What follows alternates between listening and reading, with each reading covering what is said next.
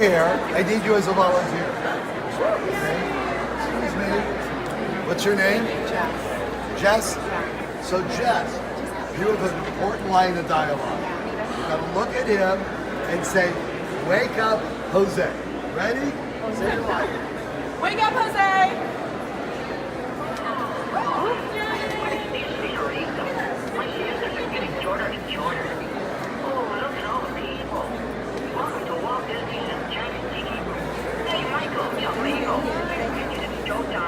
So, a few stories about the Tiki Bird. I owned him for years. My son's bedroom we converted into a tiki room.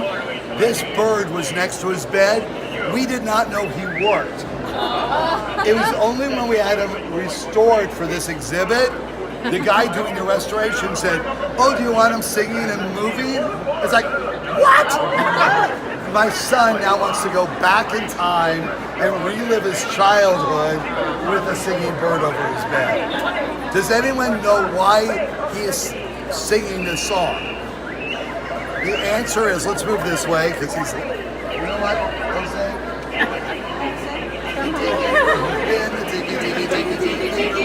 The bird singing. Okay, so the reason this song exists is that this was originally going to be a restaurant. It was going to be like the first Chuck E. Cheese, but with birds. And they realized we will never serve enough meals to make this make sense. So then it turned into an attraction, but it makes no sense. So Walt went to the Sherman Brothers and said, "Could you write a song explaining what the attraction is about?" So this is a song setting up the premise of it. And one of the things, what allows me to pay for this stuff is I actually have two passions in life: Disney and film, Broadway music.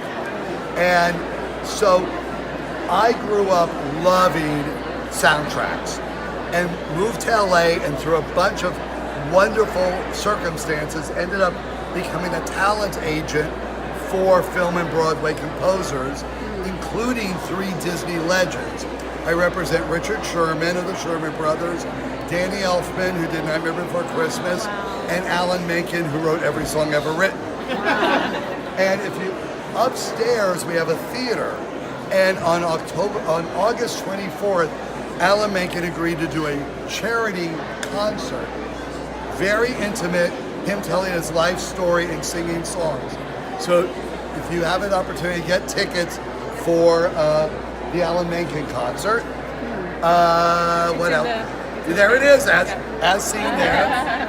And so let us move this way. Oh, so they always merchandise stuff at Disneyland, but how do you merchandise stuff before it's ever built? So the earliest merchandise for Disneyland was based on people making up what it was going to look like. So there's a jigsaw puzzle around the corner, but I have the original piece of art they used to make the jigsaw puzzle.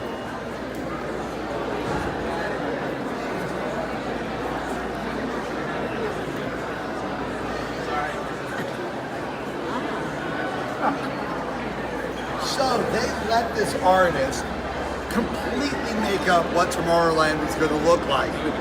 And my favorite details are, there's a ride called Spaceship.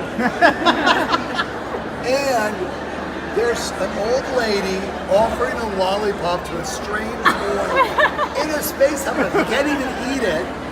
There's a corpse of a spaceman and one over, it's very creepy. And their vision of the future was a painted blue wall and a tree. And if any of us ever been to Disneyland with 4 people in attendance, that's the most unreal part of it. Now, you look up, does anyone know what those are? So, where California Adventure is now was the Disneyland parking lot. And rumor had it, for the first several years of operation of California Adventure, it turns out it was more profitable as the parking lot. Now they've subsequently put in lots of great attractions, but it was a disaster originally. DCA they used to nickname what is it? Dead on Arrival? CD. So, I think we have concluded the. Oh no! Someone asked me, what's the other object too large to get in here? It's this one.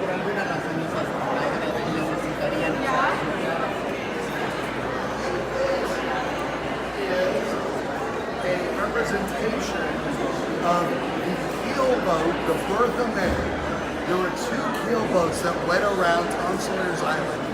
One of them was the Gollywomper, which capsized, and the Bertha May. I've never been on the Bertha May. I go to Disneyland.